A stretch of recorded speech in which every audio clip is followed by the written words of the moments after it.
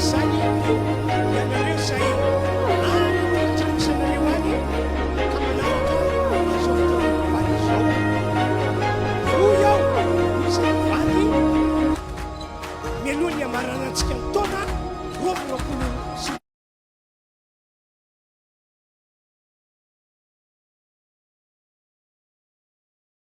izy raha mino an'izany ao dia iteka farany izay mafy tena mirefitrevitra isika ny ino fa izavitra lehibe ho ataon'Andriamanitra androany ohatra amin'izany zao hoe raha misy aminareo zao marary a ho sitrana ianareo raha misy amintsika sao manana olana misaotra ny tompontsika fa amin'ity desambra ity inga ka hitratsetra fiainantsika Andriamanitra ka hitay andao ary vavaka tsika ametraka an'ity fotoam-pivavahana androany ity mba ho tain'Andriamanitra be mihitsy tompoko. Tompo Andriamanitra ranay malala ranay izay ny an-danitra omena anao ny dera sy ny aja ary ny vony anahitra anio ampitso ary mandrakizay misaotra ihany koa ny amin'ireo fahasoavana lehibe amin'ny karazany zay efa ho tanterahanao eo aminay amin'ity volana desambra taona 2020 ny voninahitra ao aminay rehetra ianao ary na dia ireo namanay manaraka fotoam-pivavahana any atokantrano misy azy any azy anio ho anaty fotoana ity dia atsapa ny herin'Andriamanitra mikazikazany izy fatanana ny mpitarika fiderana anakoako ny fanompotsian'Andriamanitra amin'ny hira amin'ity indray mandeha ity alefa tompoko. Alleluia. Mbola mitehafa mafy any ianao an Jesosy fa efa eto izy amin'izao fotoana izao nentsika hoe ho tonga Jesosy rehefa avy eo amin'ny 1 mino fa mety anao arak'izay azonao atao ianao sady izany ve fa zao ho avy izy ary tsy fantatsika eo viana ny fotoana fa araroto ny fotoana rehetra mbola afaka anomponao an'Andriamanitra mbola afaka hideranao an'Andriamanitra amen. Nonge vakitsika ny ten'Andriamanitra ao amin'ny Isaia 1:5 ny andininy voalohany manao hoe amin'ny anaran'i Jesosy mianoa ianareo izay niezaka mitady famarinana dia izay mitady an Jehovah tsarovy ny vatolampy izay nakana anareo sy ny aty lavaka izay niadina anareo. Jesosy zany vatolampy nakana antsika zany raha mino an'izany anao dia mitehafa tanana anao an Jesosy Alleluia. Tena reza moa nisy anao taloha nisy anankiray izay naneho ny fitiavana faratapiny ho aso anao rehefa misaina an'izany fitiavan'i Jesosy zany dia matsiaro tantara anankiray izay misy lehilahy anankiroa kambana izy tena kambana mitovy ny ray efa nanompo an'Andriamanitra foana ny anankiray kosa nefa mbola tao amin'ny fiainana izao tontolo izao dia rehefa tao amin'ny fiainana izao tontolo izao izy dia nisy taona nandeha boaty dia niady taman'olona izy dia navoavon'olona tsy fanahinina dia niazakazaka izy ny fanenjehan'ny olona dia nakany amin'ilay zokony kambana aminy dia niteny izy hoe vonjeo aho izy fa nafaty olona higadra zao maty dia lalàna tamin'izany moa zany hoe izay mamono olona dia vonoina ihany koa dia teo ilay zokony nahita anazy voalavitra feno rany akanjony dia tonga dia tsy nanameloka anazy tsy naninona fa tonga dia ozy izy hoe avy aty ozy izy anaovy ny akanjoko dia ataty ny akanjonao iny notsaraina dia hoe andeha ho faty fa ny alohan'izany aloha izy dia ozy izy hoe afaka manoratra taratasy vetivety ve ozy izy alohany afatesako dia eno ozy izy zany le teo amin'ny fitsarana dia nanoratra taratasy izy ho an'ilay zandriny hoe zandriko malala ozy izy fantatro fa raha maty teo ianao dia mety ho any amin'ny fahaverezana fa za kosa efa nandrian'i Jesosy dia fantatro hoe ho any amin'ny fiainana mandrakizay no zany maty ho anao androany fa zao kosa ny angatahako aza verina itsony le fanamelohana izay nafatesako iny dia tena resy lahatra le zandriny avy eo dia nanomboka teo izy isaky ny mahita le fitafiny dia tsarony hoe nisy zokony maty ho anazy teo dia tsy sanamerina ny eloko antsony izy satria fatany hoe raha mamerina izany izy dia maty foana ilay zokony dia ohatr'izany koa nataon'i Jesosy ho aso anao efa maty izy ho an'ny fahotanao efa maty izy ny amin'ny aretinao dia androany te-hitenanao hoe mbola hanombo an'i Jesosy fandroany ve ianao sa ho feno fankasitrahana fotsiny Dao saintsaintsika izany fitiavana. Izy fitiavana mihoatra noho izany dia nafony haino amin'ny malalana. Alleluia. Rehefa misaina ny fitiavan' Jesosy aho, sy izay rehetra nataony tamiko, dia te hiantso mafy aho hoe alleluia. Te hiantso mafy aho hoe alleluia. Isaorako azy ny fitiavany. Tena tsapanao ve izany fitiavan' Jesosy anao zany? Rehefa misaina ny fitiavan' Jesosy, sy izay rehetra nataony tamiko, dia te hiantso aho. Rehefa misaina famindram-pony Jesosy aho. Rehefa misaina ny famindram-pony Jesosy, sy izay rehetra nataony tamiko, dia te hiantso aho. Mafy aho hoe alleluia. Isaorako azy ny famindram-pony. Rehefa misaina fahasoavan' Jesosy aho. Rehefa misaina ny fahasoavan' Jesosy, sy izay rehetra nataony tamiko, dia te hiantso aho. Mafy aho hoe alleluia. Isaorako azy ny famonjeny Jesosy. Oka feno fisaorana sy fankasitrahana ao anatinao amin'izao fotoana izao.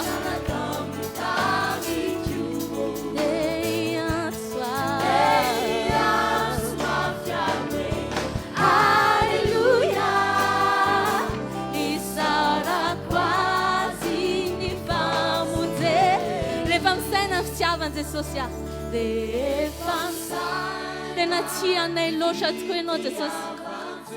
Nanaiky ianao hanolotra ny ainao mba ho anay, mba hahatonga anay tsy ho very mandrakizay. Misaotra Jesosy aho. Te hiantso mafy aho hoe alleluia. Isaorako azy ny fitiavana. Te hiantso mafy aho hoe alleluia. Te hiantso mafy aho hoe alleluia. Ny famonjeny, ny famonjeny. Te hiantso mafy aho hoe alleluia. Te hiantso mafy aho hoe alleluia. Isaorako azy ny famindram-pony.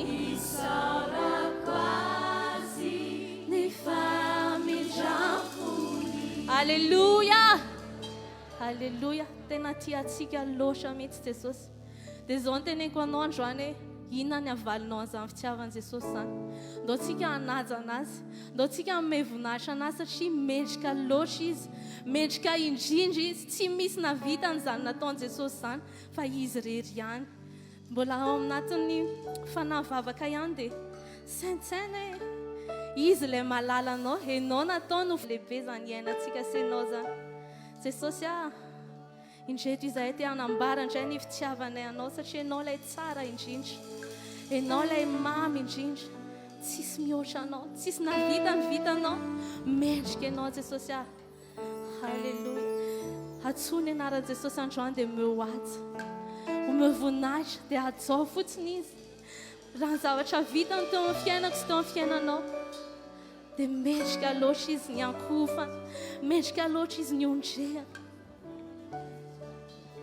Halleluia. Halleluia. Ny malalako dia lay tsara indrindra eo amin'ny hariva sy ny hariva. Ny malalako dia lay tsara indrindra eo amin'ny hariva sy afaka hitena za fotsiny ve anao malalako ny tsara indrindra malalako delay tsara indrindra tsisy tahaka anazy tsisy tahaka amin'ny fahatsarany Jesosy sy ny arivo ny malalako delay tsara indrindra eo amin'ny arivo antsony anarany androany Yeshua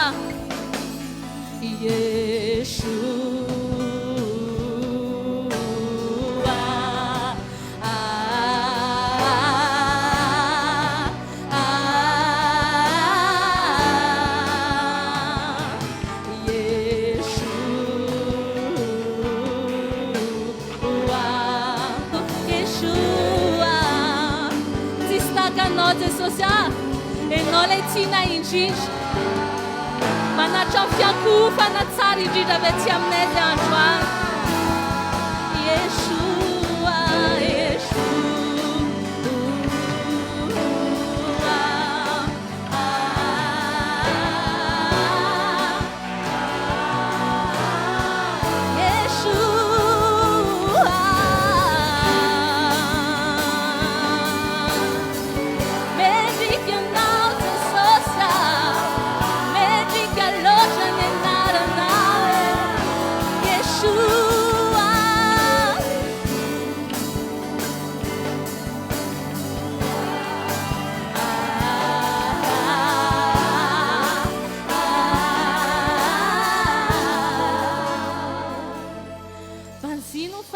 Jesosy amin'izao fotoana izao tsisy tahaka anazy amin'ny fahatsarana tsisy tahaka anazy amin'ny fahamasina anazy ny aja anazy ny voninahitra izy ilay mitoetra amin'ny ambony indrindra atsipazo ny satro-boninahitra ao dia meo an' Jesosy androany atsipazo izay rehetra mienty manome voninahitra anao dia meo an' Jesosy androany fa metrika loatra izy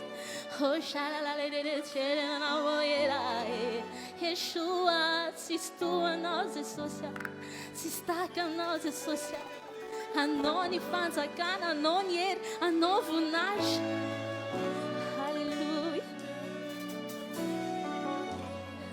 ny hery anao voninahitra mandraky zany mihitsy Jesosy enao ny tompony zavatra rehetra avy aminao ny aviany zavatra rehetra enao rery no memboninahitra androany voninahitra mandraky anao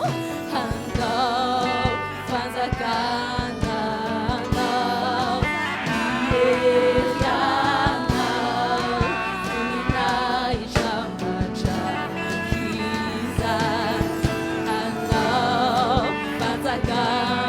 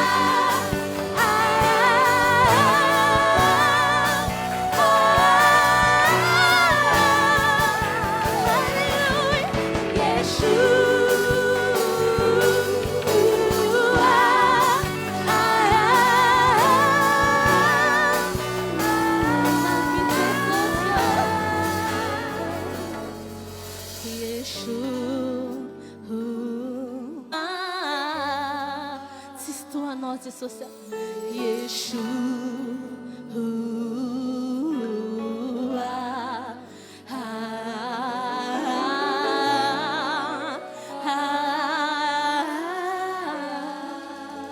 miankohako eo teo anoloany fahalebiazanao sy ny fiandriananao zay Jesosy. Tsy misy na vita ny vitanao. Fitiavana lehibe indrindra no natolotra ao anay. Na tsy mendrika zay dia tonga ianao niazakazaka mba ho anay. Mendrika anao ny fiterana. Mendrika anao ny fiankofana amin'ny fonay rehetra Jesosy.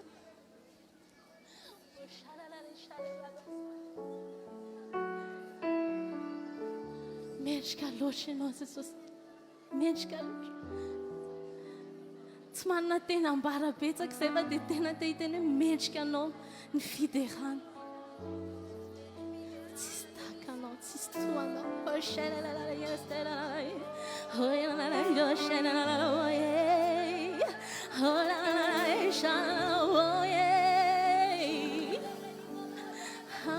Tsisy toanao Jesosy.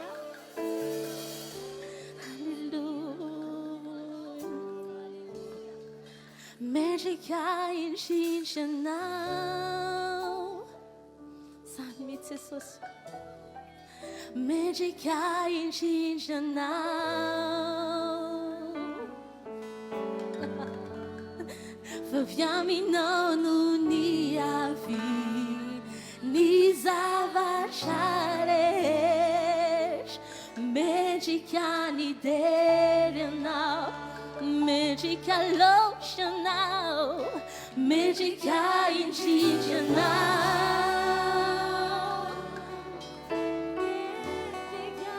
Mendrika indrindra anao.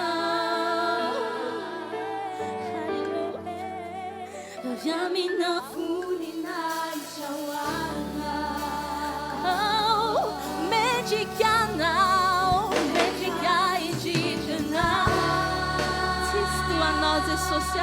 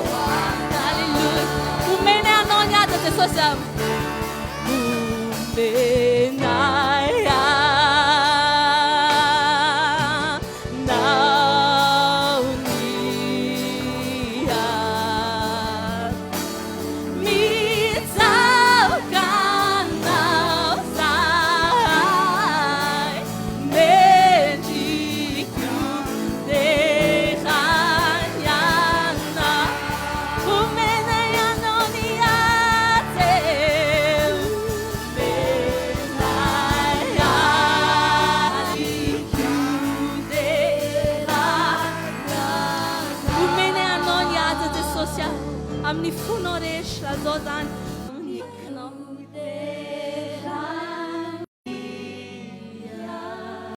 Tsika ny andininy fahavalo sy ny andininy fahasivy. Vakina ny Baiboly amin'ny anaran'i Jesosy.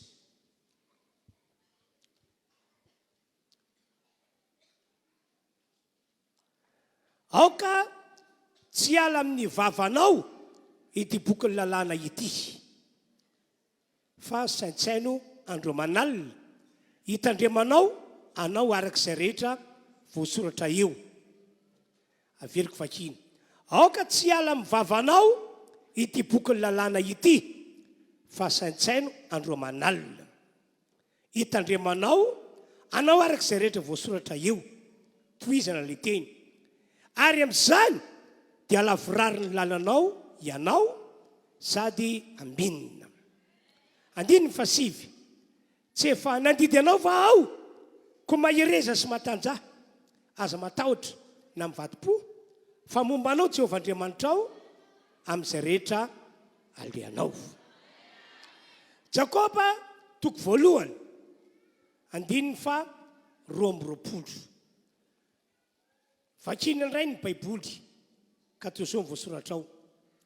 Fa aoka ho mpakato ny teny ianareo rehetra fiangonana eto Androndrakely sy ianareo mandre an'izany teny izany.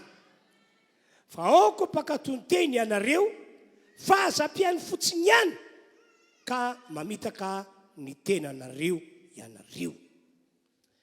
Ry havana malala manarika ty fitoam-pivavahana ity. Misaotra ny Andriamanitra isika fa isika ny fitoam-pivavahana hatrentsika tahaka izao dia manatrika eo foana ny Andriamantsika. Andro azy izao tena tsy diso mihitsy miaraka amintsika Jesosy. Izy amintsika no tsy malala le teniny efa nataony. Hoy izy any boky Mateo 20:20 hoe fa na aiza no iangonan'ny olona 2 na iangonan'ny olona 3 na iangonan'ny olona mihoatra noho izany amin'ny anarako dia eo foany aho. Androany zao tena mamiantoka ny tompo fa miaraka amintsika eto izy. Amen. Amen. Zany no antony mahatonga azy androany hiteny amintsika amin'ny alalan'ny mpanompony. Ary zany ihany koa no antony mahatonga azy androany ao anaty ity fitoam-pivavahana ity dia hositraniny ianareo izay marary. Amen. Ary surany tenako ao raha ny zavatra efa hitako nasehoan'Andriamanitra tamin'ny herinandro ambony fa aneo zavatra lehibe amintsika izy amin'ity volana Desambra ity. Amen. Amen. Ho fisaorantsika an'Andriamanitra ry havana malala dia andao hitehaka farany izay mafy be mihitsy isika fiangonana. Ohatrany tsy ampy zany tehaka zany ataovy tena mirefitrefitra.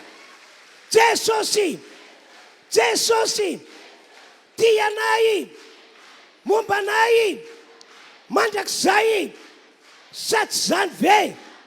Alleluia. Ry fiangonana malala tonga manarika ty fotoana ity na ianareo izay any atokantrano any amin'izao fotoana izao manaraka ny fitoam-pivavahana. Zao ny teniko aminareo ary akeo fa marina zao teny ataoko aminareo izao. Manana ny tenin'Andriamanitra voasoratra ato anatyity Baiboly ity isika. Amin'ny maha-fiangonana antsika dia manana ny tenin'Andriamanitra voasoratra ato anatyity Baiboly ity isika.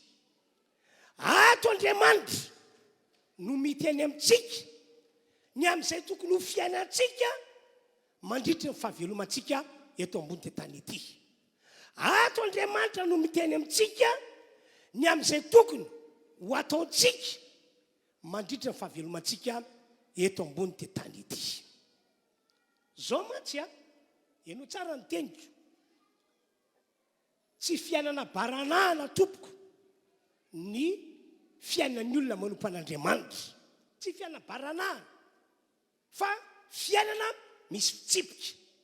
Fiainana misy teny avy amin'Andriamanitra tompona tsy maintsy ekeny, tsy maintsy arahana. Ka hoe zay tiantsika atao no atao tsia, na zay mahafinaritra antsika ihany no atao tsia. Raha ohatra ka tataka izany ny fiainanao, amin'ny mampivavaka anao, amin'ny maha-olon'Andriamanitra anao. Tavela ianao eny atrehan'Andriamanitra. Tsisy azon'Andriamanitra atao anao. Tsisy azon'Andriamanitra ho tanterana ny fiainanao. Zany mantsy fa trany am-boalohany ange tsy misy fiainabaranana zany miaraka amin'Andriamanitra fa fiainana misy fitsipika tsy maintsy arahana foanao. Ohatra zao, rehefa nary aniadamasev'Andriamanitra le olombelona nohariana voalohany indrindra, dia ina ny zava-nisy? Tsofin'Andriamanitra rano ry zareo mba hanjaka amin'ny zavaboary rehetra, hanapaka amin'ny zavaboary rehetra. Kanefa na dia zany azy, dia nisy lalana tsy maintsy natorin'Andriamanitra azy tao hoe ekeny fa tsofoko rano ianareo reo, ekeny fa natao hanapaka ny zavaboary rehetra ianareo, natao hifeny zavaboary rehetra ianareo, fa hitanareo io azo voanisa io kosa mba ampitandremako ianareo aza tendrena, aza inanana. Fa amin'ny fotoanandro anandrenareo an'izany, inananareo an'izany, dia hiarany fahafatesana ianareo. Amin'ny karazany ny ozona hitotona aminareo, ary anina fahefana anapakanareo ny devoly fahavalo. Mandraka ankehitriny dia mbola izay ny lalana tian'Andriamanitra hitondrana antsika fiangonana. Tsy fiainana baranahana fa fiainana misy fitsipika. Alleloia. Fa izao kosa nefa vaovao mafana sady mampahery. Na iza mino sy mankatoa ny tenin'Andriamanitra voalaza ato anatin'ity baiboly ity. Dia azo antoka fa tsy maintsy andresy foana izy malona ny ady rehetra atrehany. Amen. Andriamanitra mihitsy no amoaka an'izany olo zany ho mpandresy. Tsaroko ny teny nataon'ny Paoly apôstôly, karazana témoignage le izy. Korinthiana voalohany toko 10:7-7. Hoy Paoly, isaorana i Andriamanitra zay manome fandresena antsika amin'ny alalany Jesosy Kristy tombontsika. Tena tian'ny Paoly tsindrina zany dia hoe Andriamanitra no tena mpanome fandresena ho an'ny olona zay manompo azy. Amen. Amen. Manamafy an'izany afatra ambarako zany ny teny nataon'Andriamanitra tamin'ny Josoa. Josoa dia lay lehilahy no tendren'Andriamanitra mba hisolo toerana Mosesy hitarika ny zanak'Israely ho any amin'ilay tany tondra-drono sy tantely. Dia rehefa voatendry io lehilahy io mba hisolo toerana Mosesy, dia nanafatrafatra Andriamanitra. Zao ny teniko aminao ry Josoa, zao ny teniko aminao, tsy moramora ny lalana diavinao makany amin'ilay tany tondra-drono sy tantely.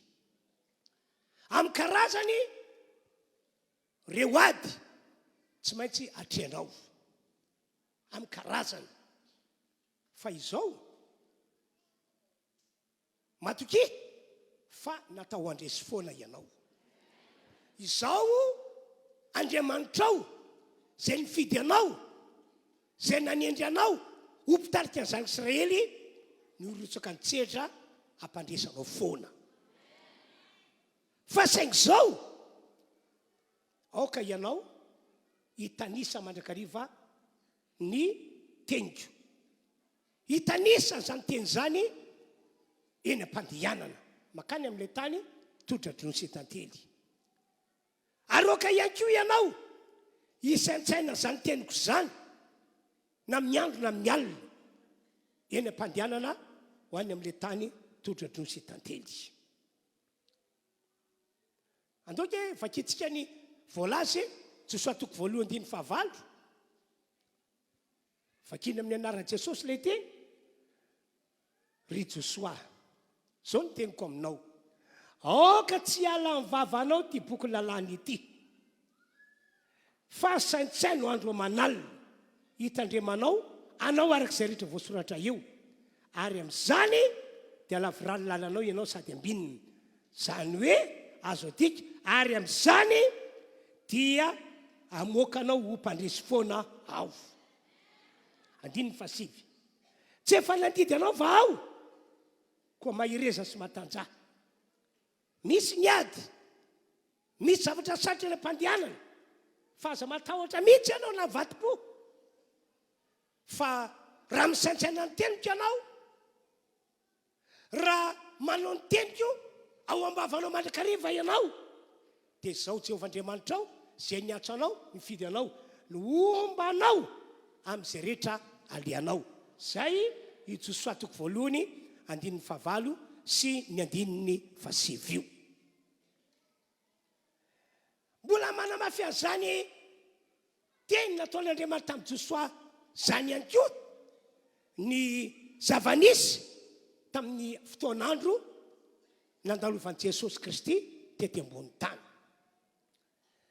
tao kana no nisehony tantara ty tantara tantarako aminareo ity voalazo amin'ny boky Jaona toko faharoa ity tantara tantaraiko aminareo ity nisy fampakaram-bady tao kana any amin'ilay tanàna atao hoe Galilia dia ny nafinaritra tamin'reto mpivady vao reto tamin'reto fianakaviany reto rehefa androso tamin'ny fanambadiana ny zanany nandroso tamin'ny lanonam-panambadiana amin'ny mpianakavy dia nasaina nanatrika an'izany lanonam-panambadiana izany Jesosy miaraka amin'ny Maria renin'i Jesosy ary miaraka tamin'ireo apôstôlin'i Jesosy ka rehefa nandeha ny fotoana satria rehefa manao lanonam-panambadiana ny jiosy dia tsy mandray andro no amin'ny tana azy fa mandritry ny herinandro maninjitra na mandritry ny tapabolana maninjitra dia atao anatin'izay lanonam-panambadiana izay dia tantarain'ny baiboly ao amin'ny Jaona toko faharoa ao fa tojolana tsy napozina ny mpikarakarany lanonam-panambadiana inona ny olana nisy lany alohan'ny famaranana ny lanonana ny divay amin'ny jiosy tena enatra sy fafambaraka be mihitsy zany hoe lany alohan'ny famaranana ny lanonana ny divay dia efa ankoropaka be zareo mpikarakara tamin'izany dia ieno Maria renin'i Jesosy fa tojolana reto mpikarakara reto dia inona nataon'ny Maria avy hatrany izy dia nanatona andreto mpanompo mpikarakara atao an-dakozia dia zao ny tenin'ny Maria renin'i Jesosy tamin'reto mpanompo mpikarakara atao an-dakozia ataovy zay saina ataonareo zany hoe Maria zany dia efa nafantatra fa tsy maintsy misy zavatra ho ataon'i Jesosy ao ka mba tonga ny zavatra lazain'i Jesosy ho ekenjareo ho ankatoavanjareo satria ny fanekeny sy fankatoavana ny teny ataon'i Jesosy amin'ny ho andreo no fantatry Maria hoe vahaolana ho an'ilay lanonam-panambadiana zay tojolana dia nanatona Maria azafady zao ny teniko aminareo anatona anareo ny mpampianatra rehefa avy eo resaka aminareo ny mpampianatra rehefa avy eo ilaza aminareo tokony atao ny mpampianatra rehefa avy eo ka zao ny teniko aminareo ataovy zay zavatra hampanaoviny anareo ekeo zay zavatra asainareo asainy ataonareo aza misy lavina mihitsy fa zay aleo andeha dia tsy napozina tokoa ry havana malala fa voavity zay teny nataony Maria zay a dia tonga Jesosy niona tamin'reto mpikarakara atao an-dakozia reto mpanompo dia avy hatrany Jesosy dia niteny manao hoe zao izy feno rano ny siny dia satria moa efa nazy torohevitra toromarika tamin'ny Maria reto mpanompo reo mpikarakara atao an-dakozia dia tsy salasala avy hatrany dia fenona rano ny siny na dia tsy fanaraka loatra tamin'ny saina maneritreritra izy ireo azy dia ondray Jesosy tivoziny ray dia tivoziny na dia tsy fanaraka loatra tamin'ny saina amaneritreritra izy ireo azy dia ondray Jesosy mandehana eto any amin'ilay mpandatra fanasana mba ho aroso amin'ny daolobe dia nentina tany tokoa na dia tsy fanaraka tamin'ny saina amaneritreritra izy ireo zany dia ity ny zavatra anankiray tena mahagaga ary tena mahatalanjona ry havana rehefa nekeny sy nankatoavina ny teny nataon'i Jesosy dia niva ny olana niva satria nisy fitahiana tao amin'ilay lanonam-panambadiana amen inona ny tranga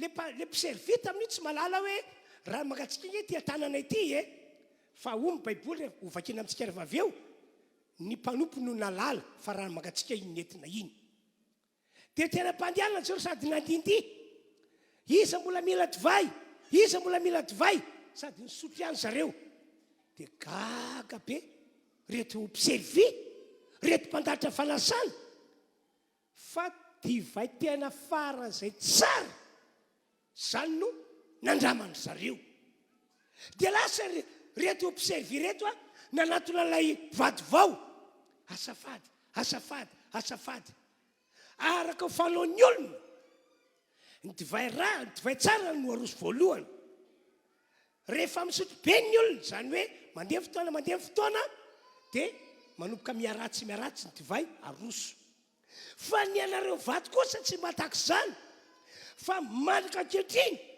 dia mbola nitahiry divay tsara foany ianareo halleloia andoka efa kitsika ny voalaza Jaona toko faharoa dia vakina manomboka ny andininy voalohany ary tamin'ny andro fahatelo dia nisy fampakaram-bady tao Kanany Galilea ary tao ny reny Jesosy ary Jesosy sy ny mpianany koa dia nalaina ho ao amin'ny fampakaram-bady andininy fahatelo ary rehefa lany ny divay dia hoy ny reny Jesosy taminy tsy manana divay izy ho Jesosy taminy raha vehivavy moa mifanina akory zao sy anao tsy mbola tonga ny fotoako fa hoy ny reniny tamin'ny mpanompo ity le no tantaraiko taminareo teo ataovy zay sainy ataonareo ary nisy ny vato enina malany rano indroa na intelo ny vata avy nipetraka teo ho fanadiovana araka fanaon'ny jiosy dia hoy Jesosy taminy feno rano ny siny ary hoy Jesosy taminy tivozy amin'izao ka eto hoe ho ampandahatra ny fanasana dia nentiny andininy fasivy ary raha nanandrana ny rano tonga divay ny mpandahatra fanasana nefa tsy nalala zay ny aviny fa ny mpanompo zay nanofony rano no nalala dia niantso ny mpapakatra izy ka nanao taminy hoe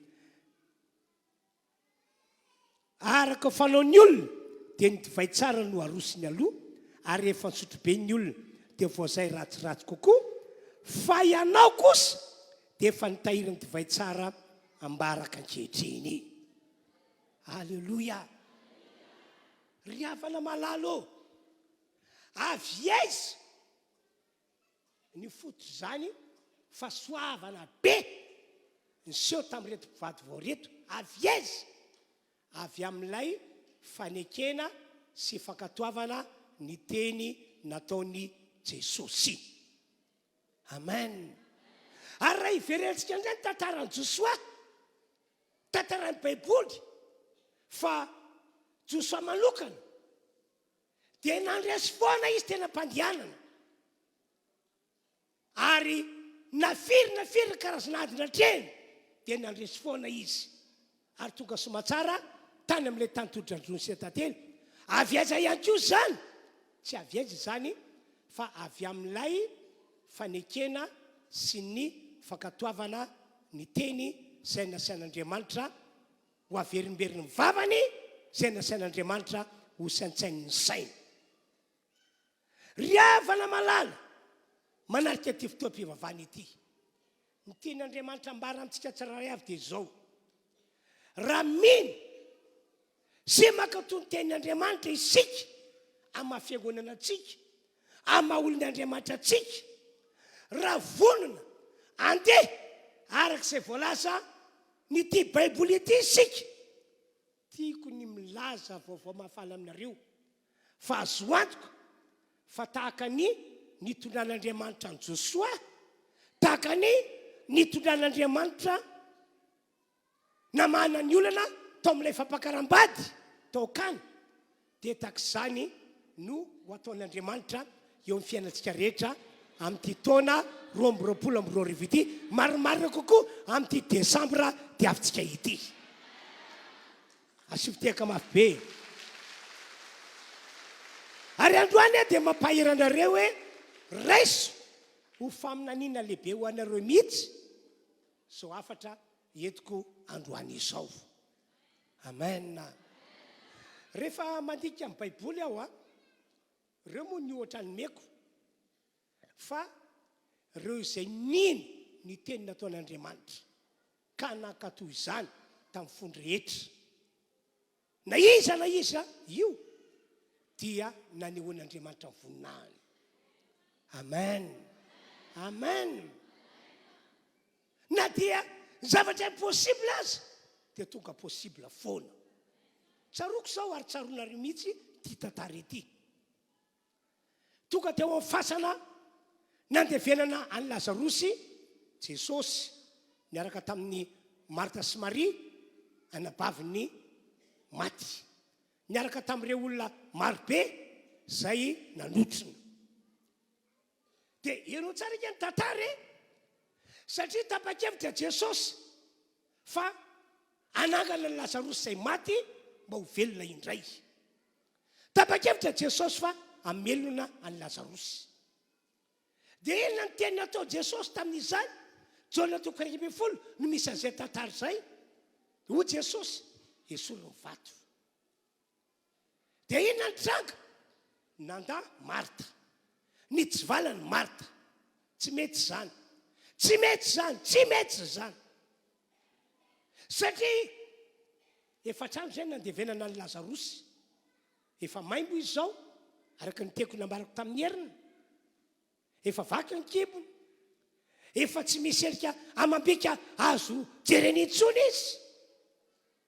Tsy azo atao ny manokatra ny varavara-pasana. Okizay. Aloha ionitsika fa ifanjarantsika ny maty anata. Dia inona ho ianao ny teny nataon'i Jesosy? Marta, tsy voalazako fa raha ino anao dia ho tanao voninahitr'Andriamanitra. Amafisiko zany fa itsika io amin'ny fiangonana antsika, amin'ny olon'Andriamanitra antsika, raha tiantsika ny ahitan'Andriamanitra maneho ny voninahiny, manamarina ny teny aloky ny vavany, dia zay mila manana finoantsika. Dia ny finoana ny teny voalaza ao anatin'ity baiboly ity. Ary indrindra ny fankatoavantsika an'izany teny zany amin'ny fontsika rehetra mihitsy. Androany zao mbola mafisika any hoe raha tena mino anao, raha tena vonina ankatony tenin'Andriamanitra ianao, tiako milaza aminao ilay nambarako tiary aloha fa tena moka no mpandresy foan'Andriamanitra. Amen. Ahita zavatra lehibe sy mahagaga zay tsy noeritreretinao hitrango ny fiainanao ianao, tsy toana 2023 fa ny toana 2022 ity. Asioteka farazay mafy an'Andriamanitra. Dia zao ary ny fanentanana ataoko anareo fa tsy ataoko lavabe ny toriteny. Andao tsika hanao pratika. andoatsy anao pratika ary lay zavatra pratiketika dia arantsika finoana. Raha manao pratikitsika ka arantsika finoana le izy, amin'ny anaran'i Jesosy no anambarako, amin'ny anaran'i Jesosy no ilazako fa hitan'Andriamanitra manao zavatra lehibe sy mahagaga eo amin'ny fiainanao ianao amin'ity volana dia avintsika ity. Ka na dia ny zavatra everinao hoe impossible ny atateraka azy, amin'ny anaran'i Jesosy no anambarako ho tanteraka aminao zany, ho tanteraka aminao zany, ho tanteraka aminao zany. Ity ary le zavatra le tena anaovantsika pratika, hitondra fanatitra isika, hitondra fanatitra isika ho iao, hitondra ny ampafolo-karena lay apahany zay nitahin'Andriamanitra atsika isika. Tsy zany mantsy Fotoam-bavaka vakina rehefa avy eo le teny ao amin'ny boky Malaika 7:1 ka hatramin'ny 5:12 tonga dia vasoraty ao fa vakina io teny io rehefa avy eo. Zao ny teny nataon'Andriamanitra: entonareo ny ampafolo-karena rehetra, entonareo ny ampafolony zay efa nomeko anareo, zay efa nitahiko anareo. Oka ho matoky amin'izany ianareo. Raha mino matsy ianareo ka makatoy ianareo dia manao voady aminareo aho i Andriamanitra fa hosokafako anareo varavaran'ny lanitra. Entre parenthèse aloha, zany teny zany dia manambara fa io lanitra io zany dia misy varavarana, ary ny manokatra ny varavarana io dia tsika vahoaka an'Andriamanitra, tsika olon'Andriamanitra. Ary anisan'ny lakile manokatra ny varavarana io dia ny fitondrantsika ny ampafolo-karena. Amen. Hosokafako anareo varavaran'ny lanitra hoe Andriamanitra, ka dia avelako itsororika afaty an-danitra ho any aminareo ny fitahiana manana ambiampy ho anareo. Fanampy izay dia izao mihitsy ho i Andriamanitra no hitrantsehatra ka hiteny mafy ny valala, le mpanimba ny vokatra, mpanimba ny voly. Io zany tandidina divoly, le mpangalatra ny eo an-tanana. Ary fanampy izay dia hitolagaga ny manodidina rehetra, fa ianareo le olona mahantra iny, ianareo le sahira-pianana lava iny dia mpitolagaga ny olona, satria ho lasa olona voatay ianareo, lasa olona mbiny ianareo. Dia ilobava ny olona hoy Andriamanitra hoe mba sambatra lahy ianareo, mba sambatra lahy ianareo. Andao nge vakitika amin'izay mivoasoratra hoe Malakia 7:1. Entonareo ny fahafolo-karena rehetra ho ao amin'ny trano firaketako, mba asiana sakafo ao an-tranoko. Ary izao toetra amin'izany aho Jehovah tompo maro. Tena mampieritreritra be nge le teny.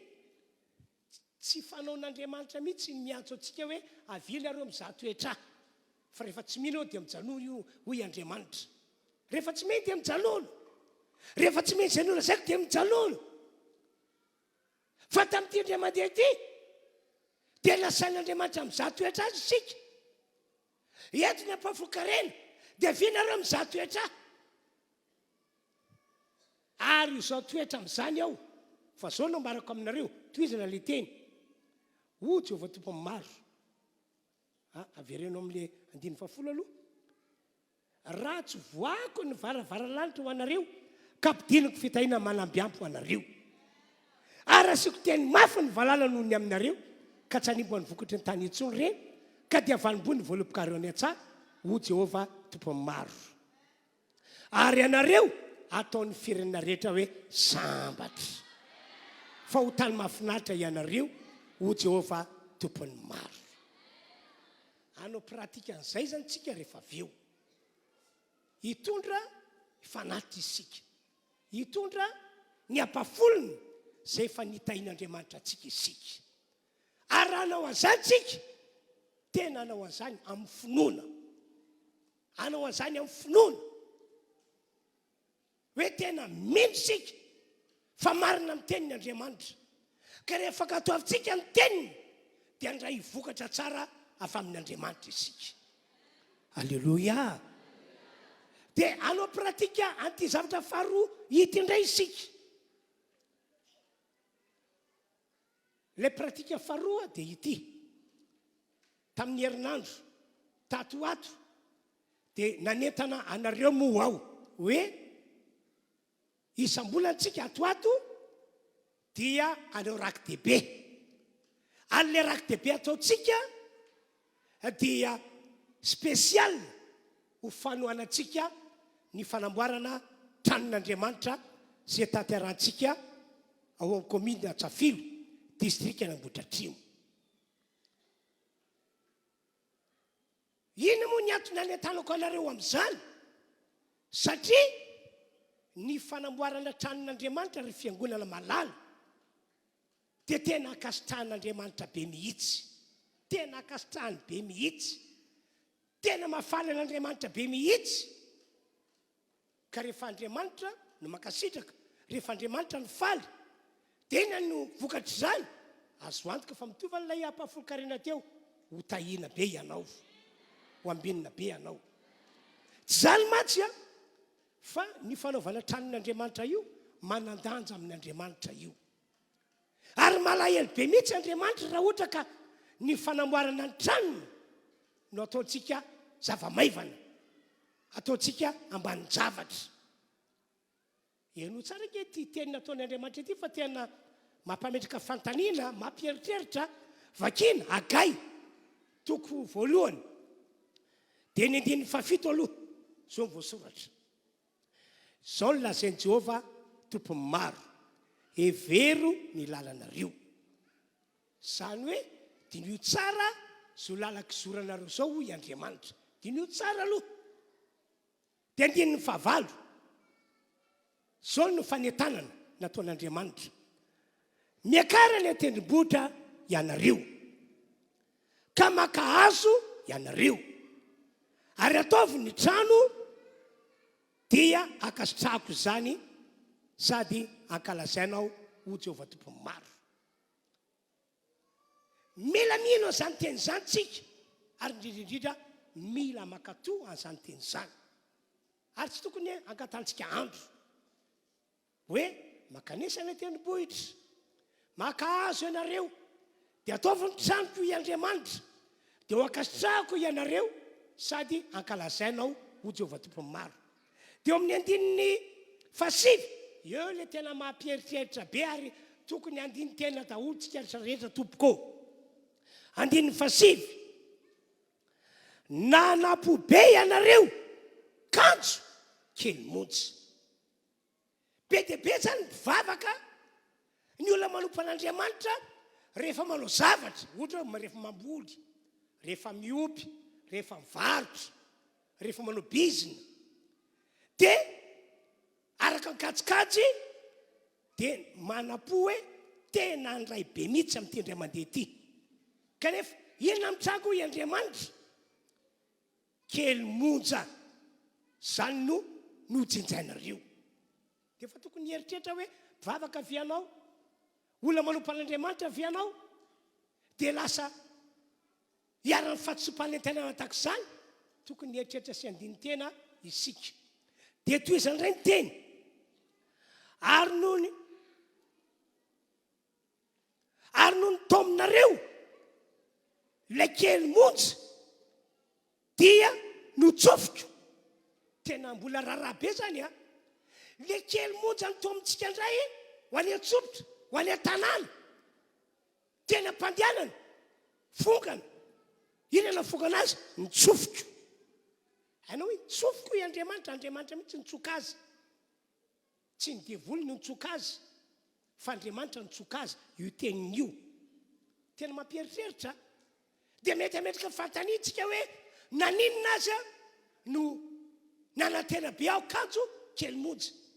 Naninona ary ny kely teo an-tanany indray mbola tsy hita indray, votsitra indray. Dia hoy Andriamanitra toy izantsika ny teny nahoana ho Jehovah tompo maro zay le fantaniana apetrakantsika dia zao ny valiny satria efa rava ny tranoko nefa ianareo samy miazakazaka anao ny tranonareo avy. Rava ny tranoko fa tsy nahoanareo, tsy nirarahinareo, fa ny tianareo dia le anareo ihany, zay ny tianareo, le anareo ihany, zay ny namaky anareo. Zay ny antony matoka ny anareo diso fantianana hoe lasa kely monja no voangona, ary le kely voangona aza mbola nitsofoko indray. Zay ny antony ho Andriamanitra. Zany tantara zany dia manambara fa zava-dehibe amin'Andriamanitra mikasika any amin'ny tranony, zava-dehibe amin'Andriamanitra ny fanamboarana ny tranony. Dia toy izantsika indray ny teny 10 ary noho zany dia ny aminareo no ny tsaran'ny lanitra tsy apilatsaka ando sy ny tsaran'ny tany tsy avokatra. Ary ny antso ny famainanao mbola rarabe ihany koa ty Andriamanitra mihitsy ny antso famainana hoe ry famainana avy ety, ary ny antso famainanao amelon'ny tany sy ny tendrombohitra sy ny vary sy ny ranom-boaloboka sy ny diloilo sy izay vokatry ny tany, ary ny olona sy ny biby fiompy mba amin'izay rehetra efa sasaran'ny tanana. Ry havana malala anao pratikitsika efa nisy valopany zarena tamintsika tamin'ny herina dia nanentana hoe spesial ho an'ny fanamboarana tranon'Andriamanitra any Antsafilo io, ka dia tsy toy ny nataontsika hatramin'izay no ataontsika, fa ezakitsika ho doublena dia rakidehibe, ho triplena dia rakidehibe, na ho quadruplena dia rakidehibe, na hoe hiaotra lavitra no zany no ataontsika rakidehibe. Zay le pratika. Dia raha mino an'izany tsika ka mankatoa an'izany dia azoko antoka ry havana fa malona ny sarotra andalovanao dia hivoaka mpandresy foana ianao. Amen. Ary azo antoka fa ho tahina be ianao. Mino an'izany ve ianareo? Andao hiteka mafy an'Andriamanitra isika. Alleluia. Dia zao ary andao hivavaka isika. Ary ny tombavakatsika dia fanamafisana hoe Andriamanitra mino ny teninao voasoratra ao anatin'ny Baiboly ao, ary volinao amin'ny maha-olonao ahy, amin'ny maha-fiangonanao ahy ny ankatoa sy ampiatra an'izany teny zany. Zay zany ny fanoratena ataontsika. Ary ao anatin'ny vavaka ataontsika ihany koa dia lobavintsika hoe anao defi mihitsy aho, tena anao defi ao, ka na dia manelingelasa ny devoly mba tsy hanaovaka mpafoloka reny, manelingelana ny devoly mba tsy handraisako anjara andray anjara be ho amin'ilay fanamboarana ny trano, dia tena nohatra, tena nohatra. Marina be nge ny teny nataon'ny apôstôly Jakoby, Jakoby 4:7, manekehan'Andriamanitra ianareo ary toero ny devoly dia tsy maintsy andositra anareo ny devoly. Zay ny voasoratra. Manekehan'Andriamanitra anareo ary toerinareo ny devoly dia tsy maintsy andositra anareo izy. Ary marina be koa ny teny nataon'ny Paoly apôstôly hoe ianareo io aza manome fitoerana ho an'ny devoly mihitsy, satria ny devoly tsy manan-katao afa-tsy ny ampirorosaina antsika, ampisalasala antsika, ampitondra tahotra ato anatsika, fa itsika hijoro satria tsika mino fa misy Andriamanitra, mino fa marina amin'ny teny nataony Andriamanitra, tsika hijoro satria tsisy teny nataony Andriamanitra ka hoe tsy ho tanteraka izany. Amen. Amen. Amen.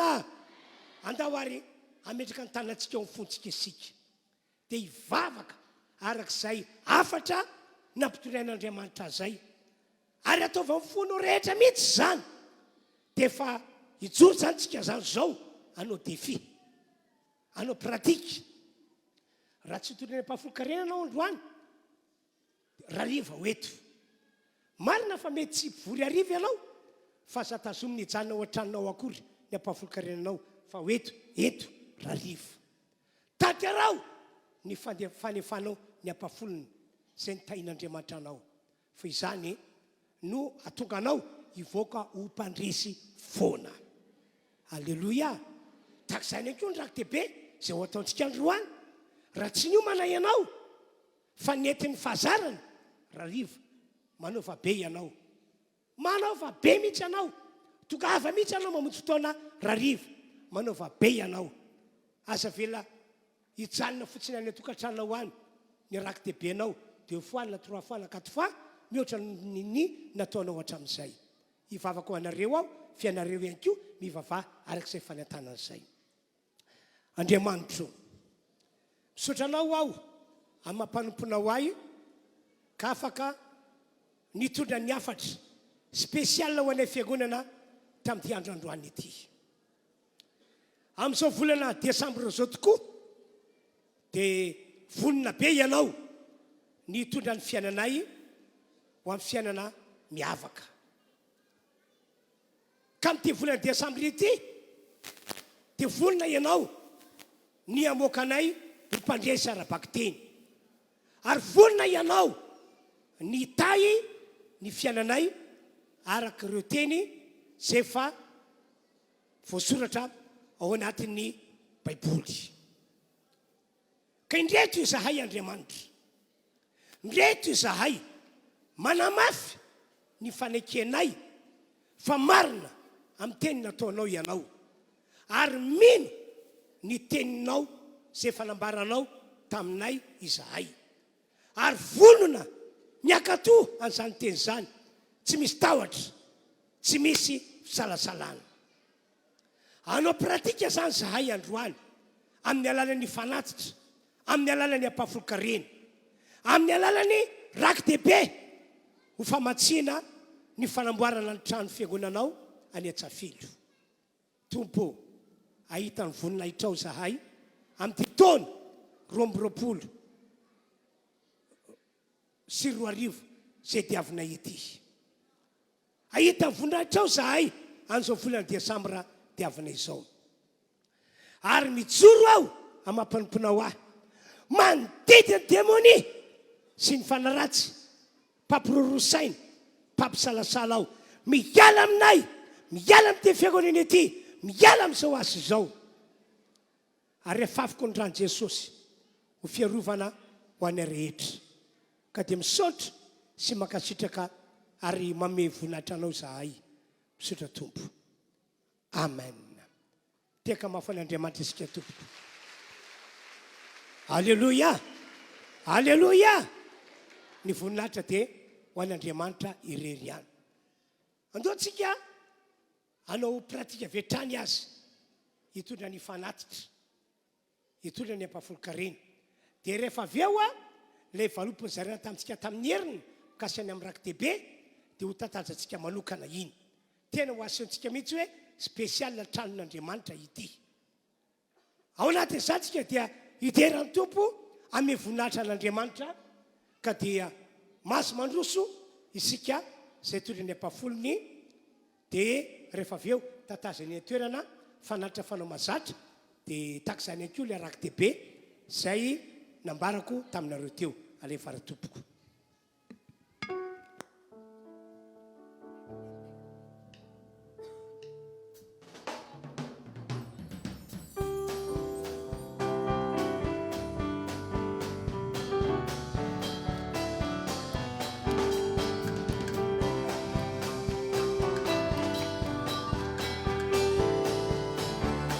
Taona maro nolaniko foana, taona maro nolaniko, tamipirehareana, tsy fantatro fa maty ny Tompo, tao Kalvary, taona maro nolaniko foana, taona maro nolaniko foana, tamipirehareana, tsy fantatro fa maty ny Tompo, tao Kalvary, very very famindrampony, sy ny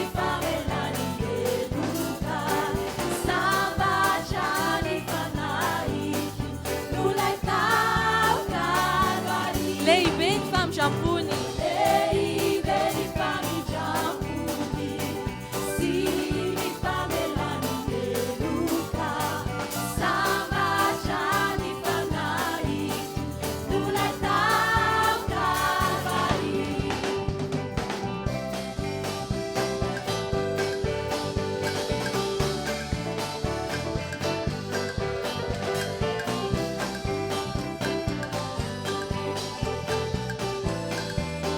natolotro azy avokoa Natolotro azy avokoa ny tenako manontolo fariam-panafahana izao ka mihina ny Kalvary. natolotro azy avokoa Natolotro azy avokoa ny tenako manontolo fariam-panafahana izao ka mihina ny Kalvary. Lehibe ny famindram-pony sy ny famelany heloka sambatra ny fanahy nolay tao Kalvary. lehibe ny famindram-pony Lehibe ny famindram-pony sy ny famelany heloka sambatra ny fanahy nolay tao Kalvary.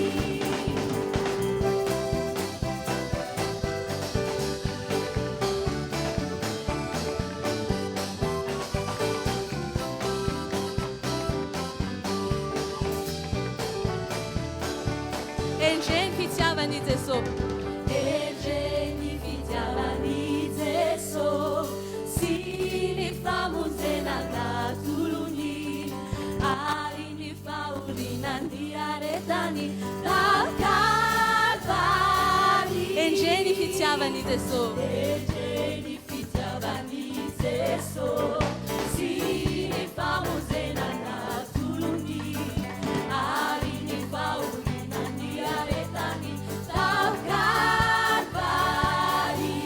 oh lehibe Lehibe ny famindram-pony sy ny famelany heloka sambatra ny fanahy nolay tao Kalvary. lehibe Lehibe ny famindram-pony sy ny famelany heloka sambatra ny fanahy nolay tao Kalvary.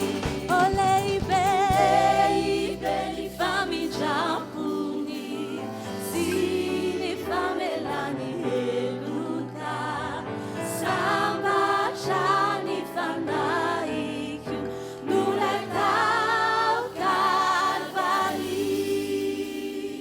dia sorantsika ny tompo izay fahafantsika nitondra ny apafolo nitondra ny fanatitra fanaontsika hatramin'izay dia mbola nao hira anankiray antsika ao anatin'izany a no tantiarantsika amin'izay ary ilay famatsitsika ny fanamboarana tranon'Andriamanitra. Raha ohatra ka tsy niomana ianao ny amin'izay no ny antony manokana ianao sy ny tompony malala dia raha riva tantiarao ny famatsianao ny fanamboarana tranon'Andriamanitra fa akasitran'Andriamanitra zany no mahazo laza Andriamanitra. Amen na ary nynoko fa rehefa izy makasitraka dia fahasoavana lehibe ho antsika le izy. Andao mbola nao hira anankiray zantsika tompoko.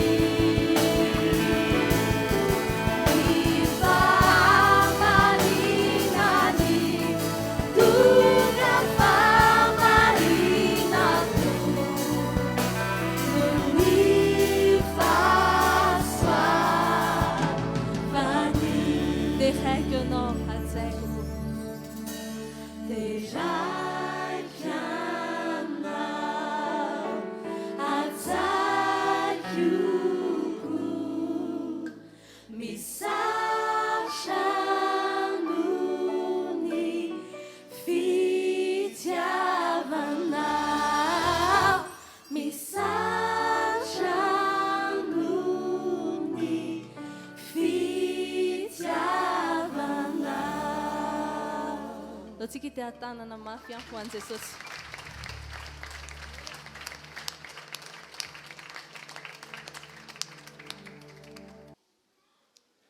Dia tahaka izao zany ny filazana apetrako amintsika filazana voalohany amin'ny Alahady fa 12 volana desambra izao amin'ny Alahady herin'ny androany dia hanao fisaorana an'Andriamanitra, fisaorana mitafitafo isika fiangonana RHEFI Androndrakely. Ary tsy hoe tsika ihany fa ianareo rehetra, ireo olona rehetra mpanaraka ny Fotoam-bavaka amin'ny alalan'ny télévision, na Facebook, na YouTube, na mpanaraka ny fandarana amin'ny alalan'ny radio, dia asaina daholo raha possible ho tonga eto Androndrakely amin'ny herin'ny androany. Ho tonga eto Androndrakely fa hanao fisaorana sy vakasitrana arak'izay tratrantsika isika. Ho anareo izay nandray fahasoavana tamin'ny alalan'izao asa izao, tsy maintsy tonga eto. Izay no fanetanako anareo, tsy maintsy tonga eto aneo fisaorana sy vakasitrana an'Andriamanitra, ary hitondra ny fanatim-pisaorantsika araky ny voalazan'ny Davida lehilahin'Andriamanitra. Enina dia ny olona izay tsy mbola natsapana inona azy tamin'ity taona ity, araka fomba fiteniko hoe tsy mbola nihiratra ny masoandrony. Sara raha tonga eto amin'ny Alahady herin'ny androany mba hanao fisaorana sy fakasitrana an'Andriamanitra, ho fampiarana ny voalazan'ny Tesaloniana 4:5 manao hoe zao le voalaza ny Tesaloniana 4:5, Tesaloniana 4:5 dia andininy fa 12. Misaora amin'ny zavatra rehetra fa izany no sitrapon'Andriamanitra ao amin'ny Kristy Jesosy ho anareo. Mino matsy fa aorina fisaorana izay efa voatahy dia mbola tahina amin'ity taona ity. Ho an'izay tsy mbola natsapa izany kosa, vaky ny barazy ho tahinanao amin'ity taona ity. Tsy misy fizatavan'olona amin'Andriamanitra. 2022 aleo fahasoavana lehibe amintsika rehetra izy. Amen. Ka dia izay zany amin'ny herin'ny androany hanao fisaorana sy fakasitrahana miaraka amin'ny fanatim-pisaorana isika.